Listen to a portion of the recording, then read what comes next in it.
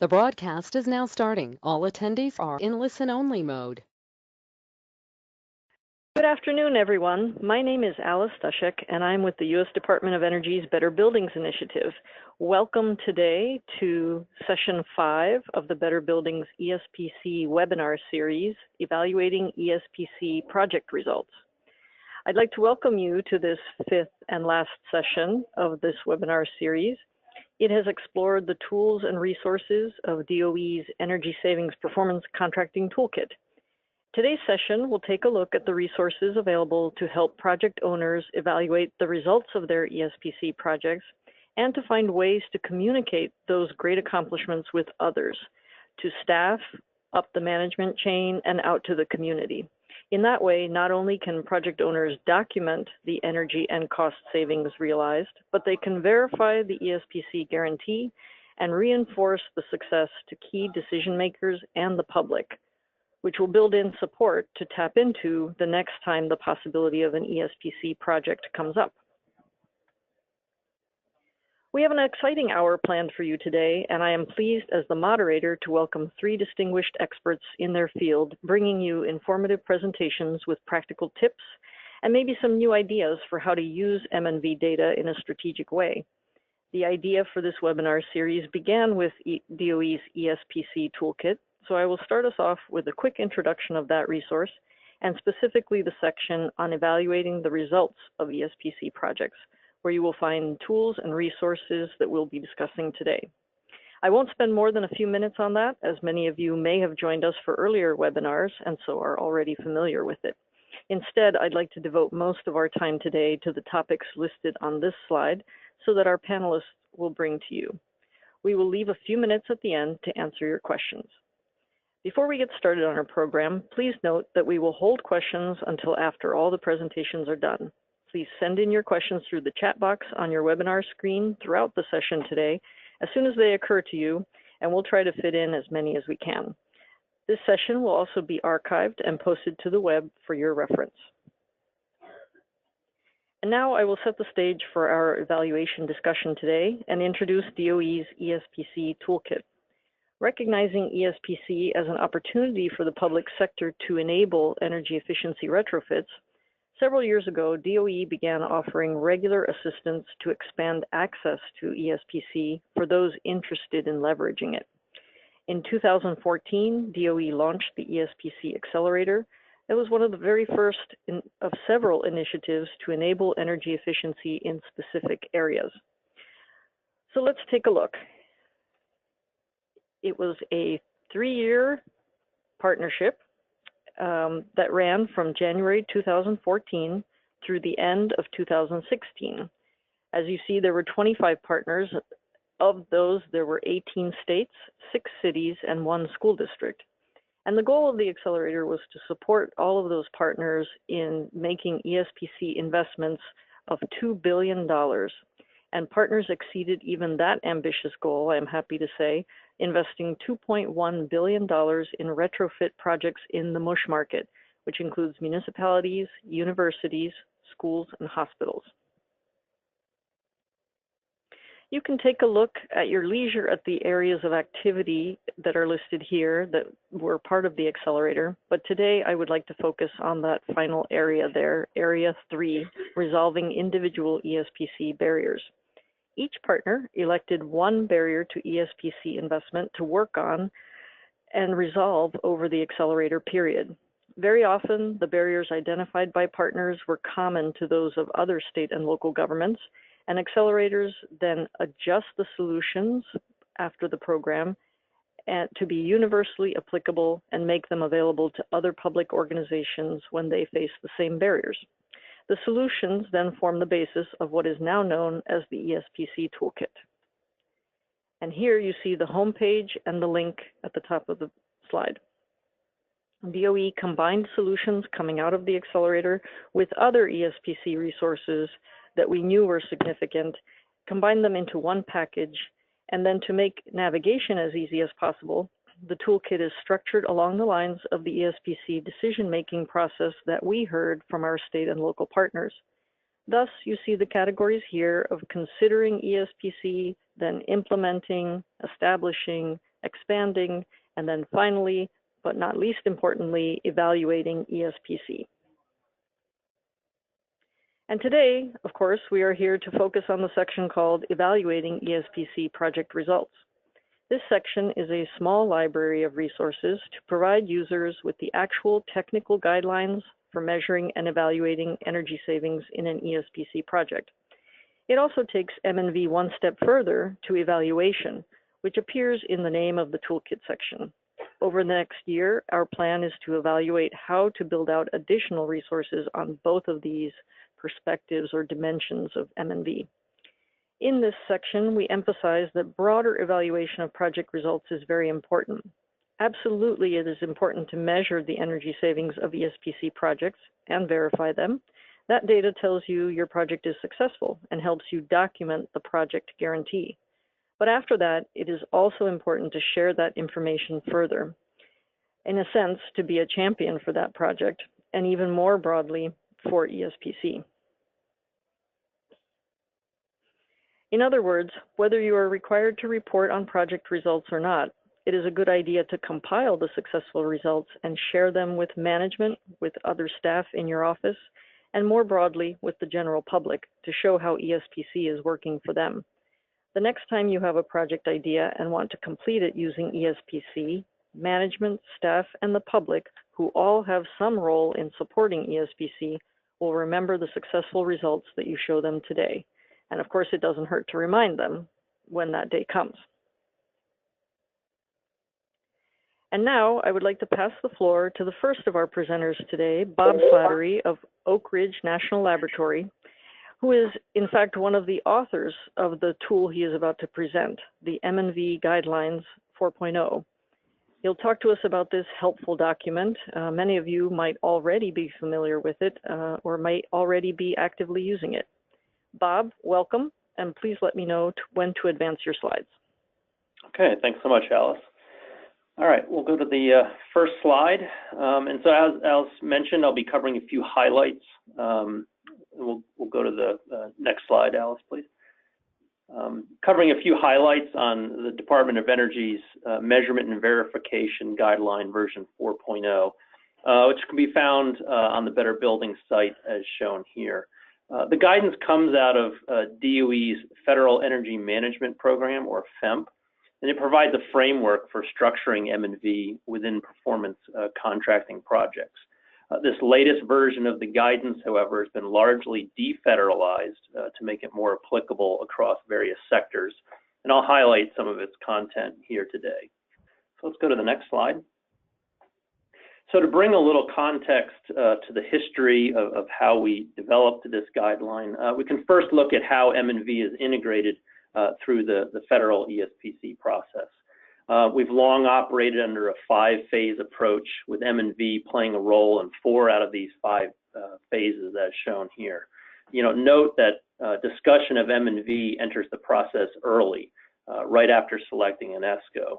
Also note that the customer, the federal customer in this case, has a requirement to perform its own due diligence process, which we call witnessing, during the 3 later phases of ESPC implementation to ensure proper implementation and execution of our M&V protocol.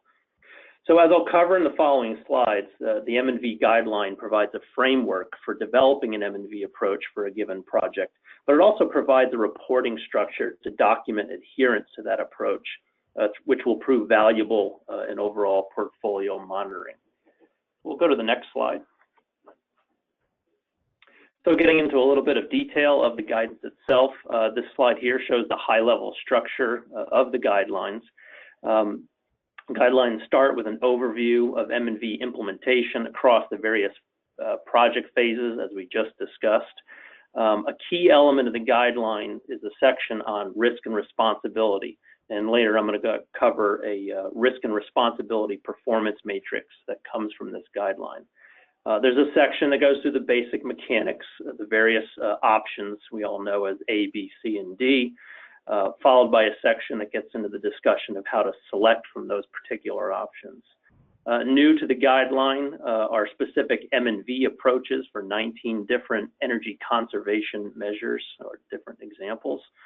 And as appendices to the guidance, we have federal requirements for the application of the guidance and templates for structuring an M&V plan and a post-installation and annual M&V report format. We'll go to the next slide. So let's talk a little bit about 4.0, some of its changes from the prior version, and its alignment with the International Performance Measurement and Verification Protocol, known as IPMVP.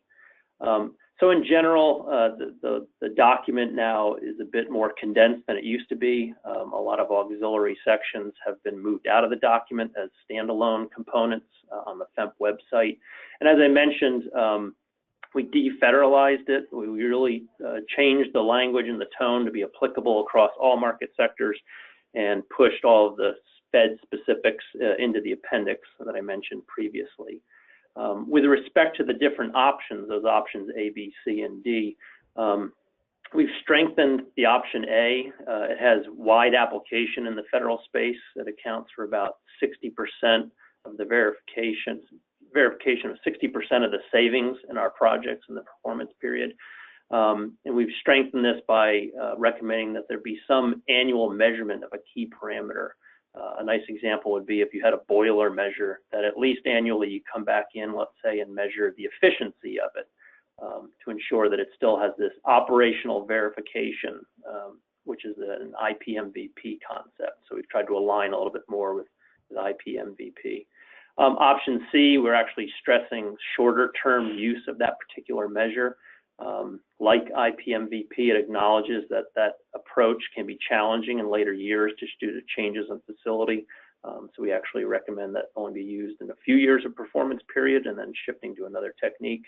And then option D, likewise, similar to where IPMVP stands on this, recommending a short-term approach and perhaps shifting to another option in later performance years. I had mentioned the 19 ECM examples. Again, this is kind of aligning with concepts that IPMVP has embraced over the years to try to detail out more real-world examples. One piece that I'll talk about later is the modification to our annual M&V report template to add transparency in documenting of customer impacts to savings. And then, as I had mentioned in our phases, this concept of witnessing or customer due diligence throughout the M&V process. So let's go to the next slide and get into a little bit more detail. So I mentioned that the guidance covers a key section on risk within M&V. As a best practice within federal ESPCs, the Department of Energy has adopted the use of a risk, responsibility, and performance matrix, what we would call the RRPM. The RRPM is a template that addresses 14 risk topics that are categorized into these three buckets: financial, operational, and performance. And then it goes through the assignment of responsibility for each of these 14 topics between the contractor and the customer. And I'll show you an example of this template covering the topics of equipment performance and operations on the next slide. Go to the next slide, Al. All right. So for each of the 14 subtopics contained within the RRPM, the template provides default descriptions as shown here on the left. So these are two of the 14 topics, one for performance, one for operations. The contractor would then summarize the agreed upon approach for each of the subtopics in alignment with the M&V plan and place that language in the right-hand side. So for example, at the top with performance in bold there, clarify who's responsible for initial long-term performance, how it will be verified, and what will be done if performance does not meet expectations. So I'll paraphrase what the ESCO has done here. In essence, they've gone into some detail of the various scenarios, highlighting that they will conduct assessments of any underperformance and propose remedies for those which they are responsible for maintaining and operating. They would implement that remedy at their expense, whereas if the customer had taken responsibility for it, the customer will be responsible for implementing that remedy. Likewise, in the operations example toward the bottom, Same clarity is required, which party will perform equipment operations and what will happen, if things are not operating as intended. Here, the language example, the customer will perform operations for ECMs 1, 2, and 4, and the ESCO will provide a technician for ECM 3, which is a control system, throughout the term of the contract. So this is just a flavor of the type of detail that you would go into with RRPM to specify roles and responsibilities with respect to the various M&V topics throughout the contract. In short, the RRPM documents, how factors affecting M&V of the project will be handled over the contract term. We'll go to the next slide. So to highlight a few lessons learned out of the DOE federal program with respect to the RRPM, first, it ensures that M&V risks are addressed, and it details who's on the hook for what. Overall, it documents the mutual understanding of the deal. There'll be no finger pointing in year 5 of M&V, for example, over what's supposed to happen if an issue arises. And it suggests that you use the RRPM as part of your review of the ESCO's final proposal. There should be no conflict between these two elements. And as we say to our federal agencies in all of our training, if there's something in that your organization can't handle well in terms of ensuring the performance of your new ECMs, consider assigning that to your ESCO if economically feasible. Don't lose out on future savings because you can't maintain a piece of equipment. All right, we'll go to the next slide. Talk about another one of the components I mentioned in the appendices of the guidance, and that is the annual reporting template. In particular, one important change that FEMP implemented in the latest guideline was an enhancement to the annual M&V template to improve transparency of customer impacts to savings. Too often we're finding that the annual reports were not clearly detailing the impact of customer actions or inactions with respect to project savings. So let's take a look at how we address that on the next slide. This is an actual shot of the 2 new tables that have been added to the executive summary of the annual M&V report template, again, serving to enhance the transparency of project performance. In the upper table is the ESCO's verification of savings per the M&V plan and that risk and responsibility matrix. In other words, per all of the agreed upon contractual requirements, what was the savings that occurred in the project. Let's say, for example, we had a measure that the customer decided to remove, an ECM that was removed, or a building. That is not something which would be a ESCO responsibility. Therefore, the upper section would reflect that the savings would have occurred had the measure still been left in place. But that would be captured in the second section, estimated government impact or customer impact to savings. This is where we would expect that sort of impact to be captured. Thus, we get a full picture of contractual compliance versus some actual occurrences that may have deviated from the contractual agreements, and maintaining some differentiation between the two. Again, in the later tables at the bottom of that slide, it goes into further detail. Again, this is all executive summary level, so quick read, quick information up front, but detailing exactly which ECM is causing those impacts, who's responsible, what's the root cause of that particular impact. So overall, adopting this reporting format gives you better insight into areas of a project that may need to be addressed to ensure long-term persistence of savings, whether that resides with the ESCO or with the customer to take action on. So let's go to the next slide. So as a program, DOE has used this standardization of reporting to monitor overall program performance. Each year, we collect data from the portfolio of annual reports and generate metrics such as those shown here. As a program, we can say that our portfolio of projects is generating 108% of guaranteed savings, and that we have 158 projects that are at or above guarantee, while 14 of our projects have ESCO responsible savings shortfall. So it just goes to the point Alice was making earlier about highlighting performance, showcasing those success stories, and we utilize our reporting format out of the MMV Guidelines to do so. So I'd like to wrap up some final thoughts on the next slide. So the DOE MMV guidelines provide valuable framework for establishing a robust and cost-effective MMV approach for a given project. Adopting that framework should provide long-term benefits to an ESPC program in terms of achieving and maintaining savings throughout a project's life. And to aid the overall execution of the MMV guidance, DOE FEMP also has a host of other MMV-related materials and tools. Those would include guidance for reviewing an MMV plan, guidance for MMV report review, both in the post-installation phase and the annual performance phase, guidance on customer witnessing, that was the customer due diligence piece that I had mentioned in the beginning, additional details on determining and verifying O&M savings.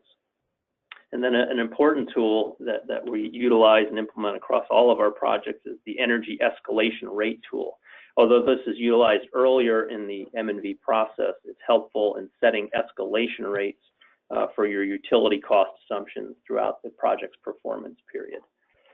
So overall, this concludes my summary of the guidance, and then we'll be holding questions to the end, so I'll turn it back to Alice.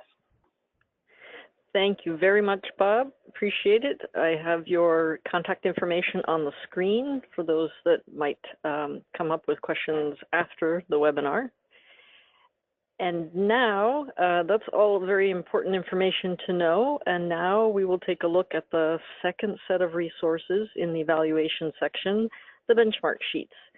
Peter Larson of Lawrence Berkeley National Laboratory, one of the architects of the benchmark sheets, is here to describe them and how they can be useful to your evaluation efforts. Welcome, Pete, and you can also let me know when to advance your slides. Thank you, Alice. I want to acknowledge the Department of Energy Better Buildings Initiative for inviting me to speak today.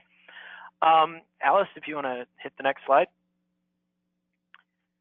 So this is a basic timeline of how we've thought about benchmarking. And this goes way back to the early 2000s.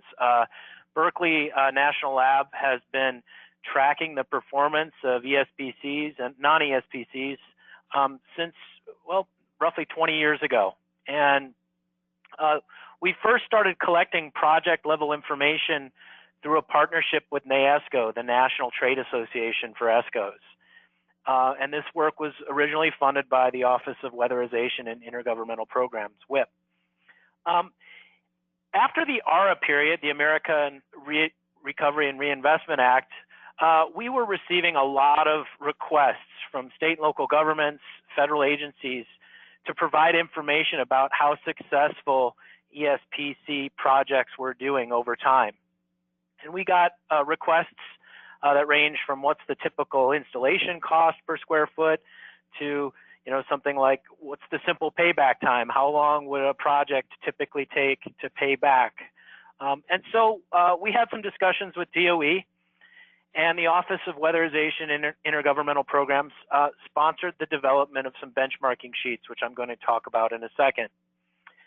In 2012, we were approached by the Federal Energy Management Program, FEMP, who Bob had just mentioned in his slides, to develop a standardized tracking system, a way of looking at project performance over time, not only from inception all the way through the M&V process. And that system eventually turned into a tool called eProject Builder, which I will be discussing here in a second. Roughly 4 or 5 years ago, we began collecting very specific information from state and local governments on how to stand up eProject Builder in a way that would help state and local governments track the performance of ESPCs. And in the recent years, with eProject Builder now fully functional, we have a number of different agencies and actors that are requiring the use of eProject Builder. One of those is the National Association of Energy Services Companies, the same organization that we've been partnering with for 15 or 20 years now. So just recently, NAESCO has transferred over. They now require the collection of ESPC project information for their national accreditation process. So we're able to collect that information now in an online system called eProject Builder. Some kind of nice news is that just recently we learned that eProject Builder is now an R&D 100 finalist. It's sort of the Oscars of innovation. And the plan is we're going to continuously track ESPC project performance through this online system, but we'll also be making some updates to the benchmarking sheets that we originally released back in 2011. Next slide, please. So this is a screenshot of the benchmarking sheets that we produced, it looks like about 7 years ago now.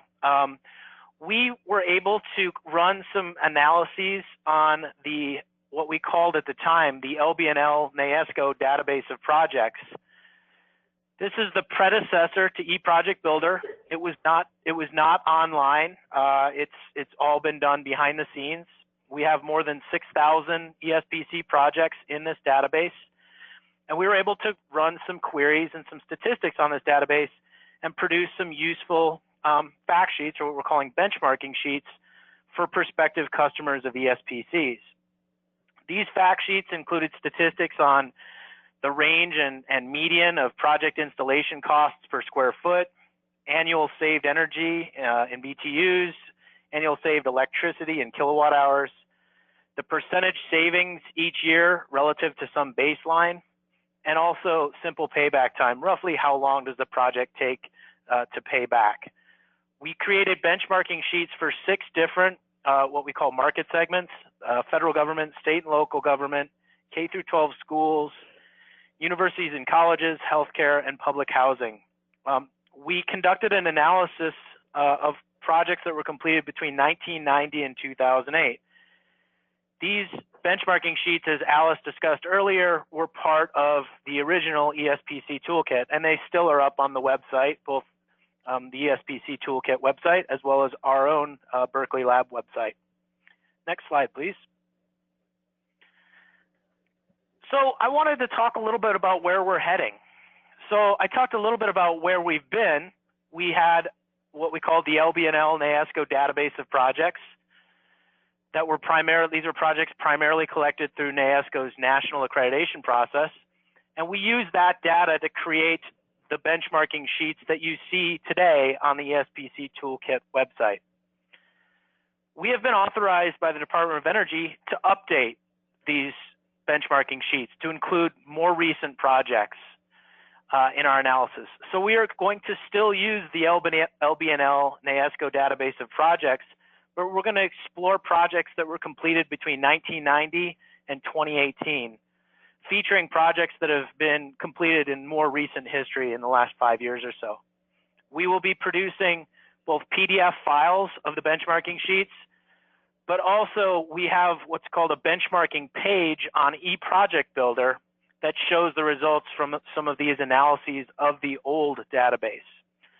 So that's what we're going to be planning on working on over the coming months. In the future, where we do want to head is we want to have a dynamic benchmarking system via the eProject Builder platform. And the idea is that users will be able to not only track their own projects using eProject Builder, but also they'll be able to generate a much wider range of statistics about past projects. And we'll do this in a way that's anonymized and protects the confidentiality of some of the industry information that's supplied to eProject Builder. Next slide, please. So a little bit more about eProject Builder. It's a secure online project data tracking and reporting system. It's been funded by both the Federal Energy Management Program and WIP, and it's free to use. And we maintain it on secure servers at Berkeley National Lab. This online system allows users to preserve, track, and report project information in perpetuity. So some of the things that Bob talked about in his presentation, we collaborate with Oak Ridge National Laboratory, and so we've developed an MMV tracking module within eProject Builder. So as new measured and verified savings information becomes available, users, whether they're ESCOs or agencies, can enter the ongoing savings into eProject Builder and compare them against the guarantee. It allows you to develop project scenarios and, basically conduct analyses of different portfolios of projects that may be under your jurisdiction. And the idea here is we also wanted to develop a system that can be used by different types of contractual vehicles beyond just ESPC. And finally, one of the main reasons that eProject Builder has been developed and supported for so long is we want to be able to say that agencies and ESCOs that use this system are audit ready. Because we're tracking projects that involve performance, we want to be able to stand up a system that can be useful in responding to calls for audits on performance. And so those are some of the main reasons that eProject Builder was stood up. Next slide, please. So who's using it? Well, the Federal Energy Management Program requires the use of eProject Builder. We have a number of different federal agencies or contracting vehicles that are using eProject Builder that I've listed here. We have basically a dozen states across the country who've either required or intend to require the use of eProject Builder, and we have some city governments. We have ESCOs that are using eProject Builder. Many of them are using it as part of the national accreditation process for NAESCO. They have to use eProject Builder to submit their applications and their projects for consideration. The idea with eProject Builder that goes beyond what I touched on in the earlier slide is that we really want to try to standardize how these projects are set up and tracked over time, because standardization improves customer confidence and may help this industry grow over the long term. Next slide, please. So what does eProject Builder contain? It contains both project level and energy conservation measure level data, including savings. And we also collect a lot of other important fields, key project dates, like when was the project awarded, when was it accepted by customers, when was the MMV witnessed, as Bob mentioned earlier. Contains information on financing, what were the interest rates, how much was guaranteed, how are the savings escalated over time. Obviously contains information on the costs of the project and the individual measures within the project, and it contains information that's useful for benchmarking savings, both the baseline savings before the retrofit and the measured and verified savings after. And as I mentioned earlier, the real engine of this thing is the ability to conduct and analyze data, both at a project level and at a portfolio of project level. So there's a whole analysis and reporting feature for users of eProject Builder. Next slide. So where do we stand? The numbers have actually increased dramatically just in the last couple of days because companies, ESCOs, are submitting projects for accreditation. Last week, we had 552 projects. I just pulled the numbers. We now have 601 projects. Total implementation costs, this is sort of the installation costs of all the projects in eProject Builder, now exceeds $5 billion. We have the vast majority in this slide show federal projects. I'm happy to report that we have over 200 state and local projects, with 40 to 50 projects coming in this last week from state and local government completions. More than 1,000 people have been trained on eProject Builder, and that includes staff at federal, state, and local agencies, as well as ESCOs. And I've listed all of our partners. You know, the list of partners is long. It goes from Oak Ridge National Lab, obviously the DOE, to some of the big trade organizations in this industry, the Energy Services Coalition and the ESCO. Next slide. So I want to show you what we call sort of the online version of the benchmarking sheets. And if you go to the eProject Builder website, you don't even have to register. There's a link up top, and you can click it. It's pretty self-explanatory, and it takes you to a page that allows you to actually select and create some statistics. Even though you're on the eProject Builder website, these statistics are created using the old LBNL NAESCO database of projects. As I said earlier, in the future, the plan is to produce statistics from both the old database and the new system, eProject Builder. So as those sample sizes in eProject Builder continue to grow like they are, eventually we will be able to show much more granular, detailed information on project performance without revealing any identities of individual ESCOs or projects. So you can select a market segment like federal government or state and local government. You can pick simple payback time as a metric, and you can select a date range, and it'll allow you to create statistics showing the range of different values that we have in that older database. This is the online version of the existing benchmarking sheets that are up on the ESPC Toolkit website. Next slide. So where are we going? We've had some very fruitful discussions with the Department of Energy, including Alice and other staff, about improving and updating the benchmarking sheets that are used as part of the ESPC Toolkit. And so we will be conducting new statistical analysis, as I mentioned earlier, capturing projects that have been completed in the last decade.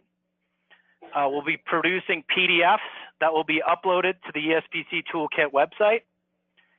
And we'll be adding some additional metrics, performance metrics, as part of these benchmarking sheets. And two that we've selected initially are annual saved energy per dollar invested and annual saved electricity per dollar invested. So these new statistics will be part of the new benchmarking sheets, which we hope to complete in the next few months. We'll also be making those changes to the online version of the benchmarking sheets that is up on the eProject Builder website. Next slide. So up top, I have the links to both eProject Builder, it's eprojectbuilder.lbl.gov, and I also have a link to all of our publications in the ESCO industry and the energy savings performance contracting industry. As I mentioned earlier, we've been working in this industry for nearly 20 years, and we write periodic reports on project performance trends and the size of the ESCO industry and the size of ESPCs within the ESCO industry. All of these reports can be found at this link here. And with that, I'll turn it back over to Alice. Thank you. Thank you very much, Pete. Appreciate it. Very interesting information and a lot of new information coming, so everyone can be aware, which is great. And now we've looked at how to measure the energy savings in projects. We've learned how to set them into context of other projects. Our last speaker will tell us about an even broader context. Torsten Keeper of the Cadmus Group will introduce some tools that enable you to look at how your project's success benefits your community in economic areas, including jobs and economic development. Welcome to you, Torsten, and please let me know when to advance your slides. Good afternoon, everyone, and thank you, Alice, for the introduction and for the invitation to speak. You can go ahead to the next slide. And so I'm here to talk to you today about economic impact analysis and some of the tools that are used to conduct economic impact analysis. So in a general sense, for any dollar that's spent in an economy, there's some economic impact that results from that. Some number of jobs are created, or fraction in this case. Some amount of labor income is created. And for all of these energy programs that we're discussing, there are pretty substantial expenditures. And so those expenditures will themselves be associated with economic development in the region in which that money was spent. So that's another way of saying that these programs create jobs. And this is one of the ways that we can look at the number of jobs that they create and the amount of economic activity that results.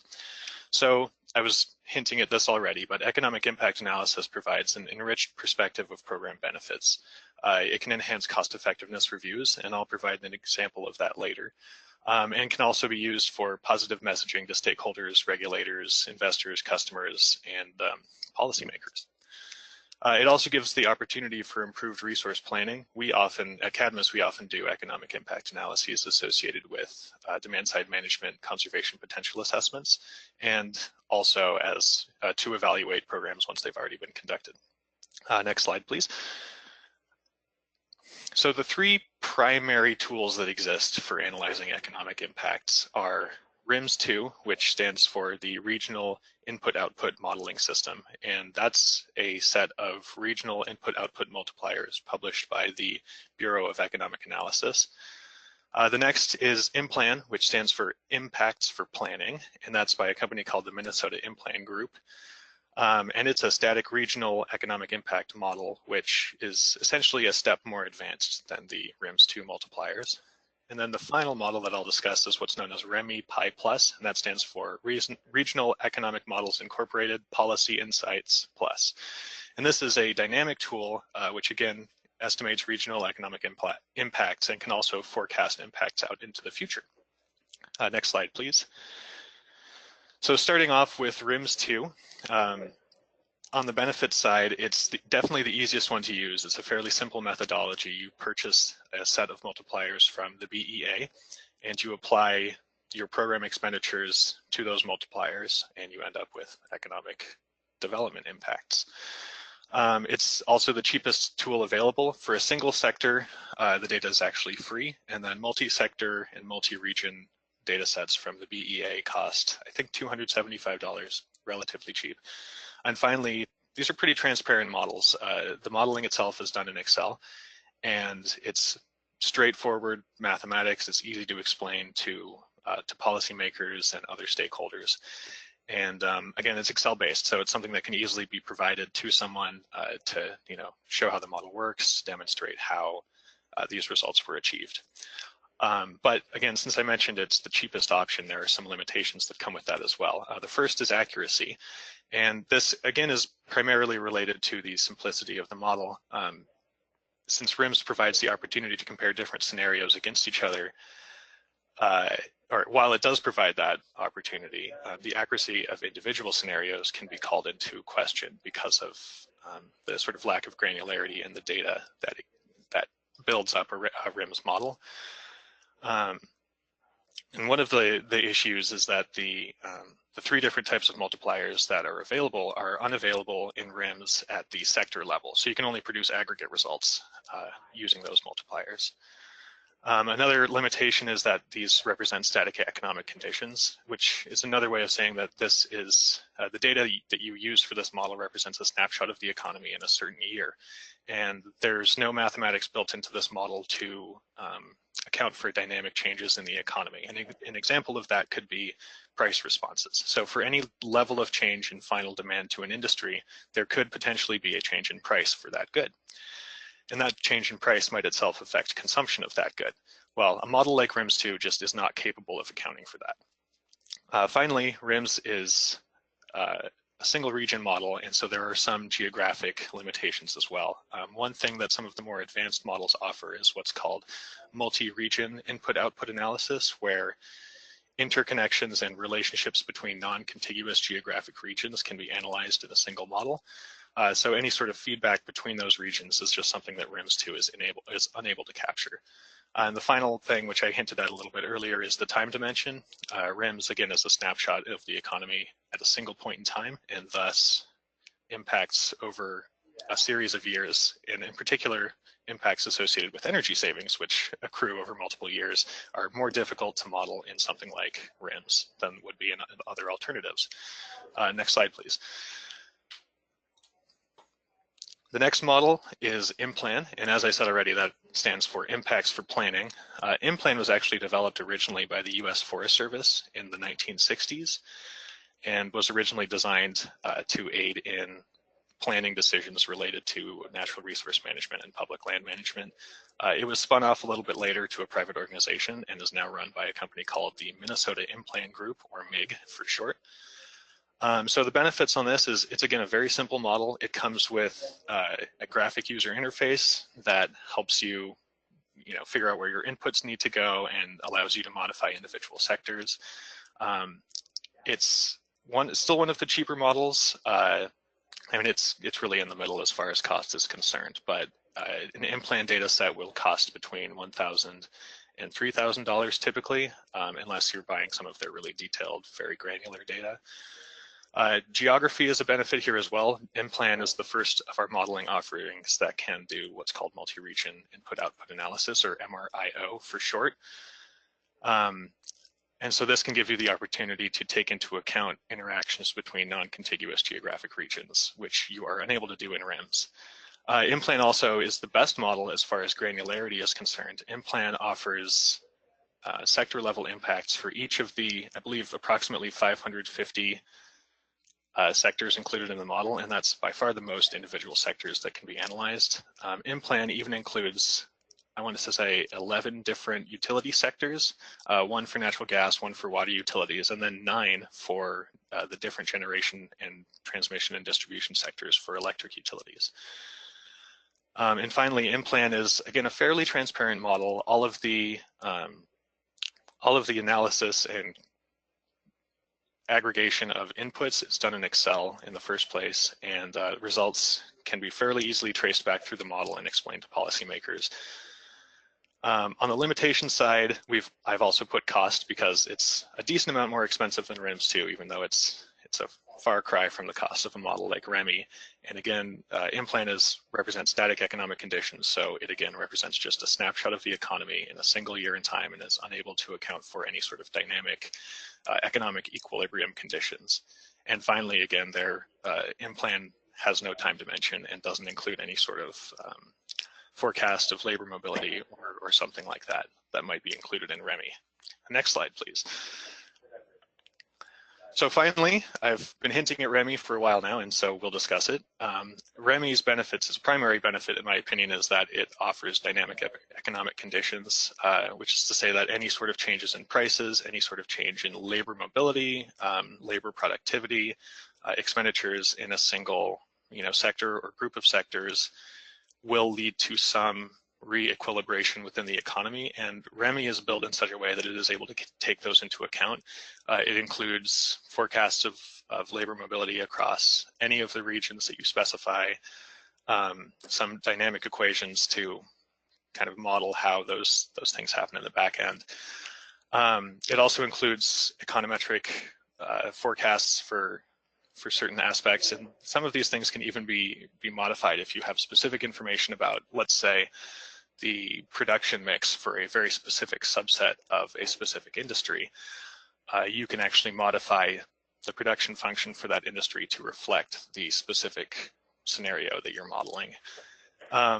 Remy, again, is fairly granular, especially when compared to RIMS 2. It's a little bit less granular than Inplan because it has at most 140 sectors rather than Inplan's 540. And it allows the time dimension of analysis. So not only can you look at the impacts that occurred in the program year, you can also look at the impacts that occur each year after that the energy savings persist. For a model like Inplan or RIMS 2, we do still account for future year energy savings, but what is necessary for a model like that is to add all of them up and then discount them back to the base year. And there are some assumptions and some issues that could be raised with an approach like that, and Remy allows us to not have to make that assumption. Remy Pi Plus also calculates net impacts, which is to say it automatically includes a baseline business as usual scenario against which you can compare the program scenario, which we would call the gross scenario in this case. And by comparing those scenarios, you can calculate net impacts, which is to say you can look at the benefits of the program and compare it to the economic impacts that would have occurred if you hadn't run the program. And that allows you to really make it clear that the program is causing those benefits. Remy also just released a new model, which I haven't actually had the privilege of working with yet, but it's kind of an add-on to their sort of baseline Pi Plus model, and they call this E3, which is designed specifically for assessing environmental policies. And one of the features that they've included in this model is an emissions module, which you can use to calculate changes in emissions resulting from the economic impacts that you're modeling. Although, in my opinion, there are other models that can be used to calculate emissions, and that they're free, and it doesn't necessarily justify purchasing the emissions portion from Remy, but it is available and it can streamline an analysis. So the cost for Remy is quite expensive. It looks like the quote that I listed here was in Canadian dollars, and that's my mistake, but for an American license, their licensing cost is typically between about $20,000 and about $40,000, depending on the license that you're purchasing. And another sort of drawback here is that while the more complex model allows you to maybe make a more granular and potentially more accurate analysis, it can also make it much more difficult to explain what is really going on in the model. Of these three models that I've discussed, Remy is by far can be accused of being a black box. And you can dig into the model details in Remy just as you can in Inplan, but there are just so many moving pieces that can be very difficult to explain how those pieces are moving in a way that could be understood by a layperson. Next slide, please. So this slide here is an example of how we've communicated, or rather how one of our clients has communicated the results of an economic impact analysis. So this is from the Public Service Commission of Wisconsin, and their arm that handles energy efficiency is known as Focus on Energy. So this was from our 2011 through 2014 evaluation of all of Focus on Energy's energy efficiency programs and renewable energy programs as well. And so the results from these analyses can be broken down into messages that are very easy to convey in a very simple infographic manner, kind of like this. Like, for example, 1,956 jobs were created in 2014 as a result of Focus on Energy's energy efficiency portfolio. Or by 2038, the long-term benefits from these activities will reach $2.8 billion. And that's just in terms of the economic development benefits. As I was hinting at before, the results from an economic impact analysis can be incorporated into a cost effectiveness analysis. And for Wisconsin, we typically call this a expanded TRC, total resource cost test, where the economic benefits in terms of GDP growth are included in the other benefits and costs from the TRC test so that those can be represented in the cost effectiveness results. So, for example, in 2014, Focus on Energy, including the cost effectiveness from economic impact development benefits, provided $6.66 in benefits for every dollar invested in energy efficiency. Next slide, please. Similarly, from the 2015 and 2016 programs, again accounting for economic development benefits, Focus on Energy achieved $4.77 in benefits for every dollar invested in energy efficiency programs. Next slide, please. So this final slide, I was hoping that we would have an opportunity to view this ad. This is we will. I've got it up. Excellent. So just as a little bit of background, this is a TV ad that Focus on Energy produced using the results from the 2015 through 2016 economic impact analysis, which we delivered to them in December last year. Okay, can I start? Go ahead.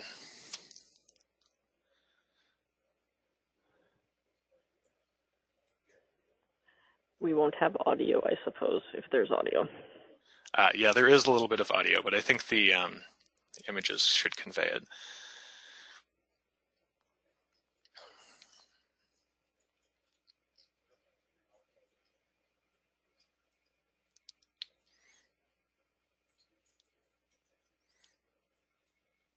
So I think that might have been it. And I would encourage anybody who's interested to follow that link and just watch that ad. Alternatively, you can just go to the Focus on Energy YouTube page, and it's titled Wisconsin is in TV ad, I think. So I hope that that was a decent example of how that these economic development impacts can be conveyed to policymakers and to just the general community. And please reach out to me at the contact information there if you have any additional questions. Okay, thank you very much, Torsten. Really, really interesting, and I think it's information that we don't often get to hear, so thank you for sharing that with us. And thank you very much to you, Torsten, to Pete, and to Bob for all of your informative words and examples. Now, in the time remaining, I'd like to open the floor to questions. I see that a couple at least have come in through the chat box. If you have questions that you haven't yet entered, you can type them into the chat box. We can try to fit in as many as we can in the 5 minutes or so that we have left. Great. So the first question that we have is about sending the presentation via email once it's complete. So I think we normally post them and then notify everybody. So I think we're fine. If that is not the case, or we need to do it sooner, we can certainly do that as well. Great. We have another participant interested in the benchmarking timeline. They said that it looked like it was important information for both the citizen and the organizations. I don't know if that was a question or if it was more just to say that that was an important piece that you covered. Yeah, do you want me to comment on that, Alice? This is Pete. Yes, please. Mm-hmm. Okay. Yeah, I guess we could take this two different ways. If the references or the question is regarding the timeline of our activities, like I'd mentioned a little earlier, over the next couple of months, we'll be updating those benchmarking sheets to include more recent projects going all the way into 2018, projects completed in 2018. So the statistics in the benchmarking sheets will have, will feature projects that are more recent than, some of the earliest ones from the industry that were included in our earlier analysis. We'll also be updating the online benchmarking page for eProject Builder, so users can select different date ranges and different metrics and compare them against one another. It's a little bit more interactive than a printed out PDF sheet. On the broader timeline, like I said, the longer term, we want to migrate all of this type of analysis over to eProject Builder because it's a much more dynamic way. You can go to the website and just play around with different, probably a much larger grouping of performance metrics and date ranges and different markets. So the idea is that, a couple years from now, when we have, a few thousand projects in eProject Builder, we have 601 now, users will be able to really use that, the statistics from that site to the full extent and the needs that they have. Great. There are some questions about some of the publications that were mentioned during the presentation, and then also links for eProject Builder. So eProject Builder has a link, the link I think was on one of your slides, Pete, perhaps, as I recall. It is also in the toolkit in the implementation section. But we can certainly send it out or make sure that it is either on a slide and or added if we send out the slide deck. The other documents that you mentioned, I'm sorry, what was the question about that? Which ones? I don't think that it's specified. It just said where can they find the publications for this information. Alice, I'll add some of the additional documents related to MMV. Yep. Yeah, I had put the link on the slide, but the easiest way to find them as well is if you were to simply Google FEMP ESPC resources, and that will bring you to all of those supplemental MMV documents that I had discussed, in addition to the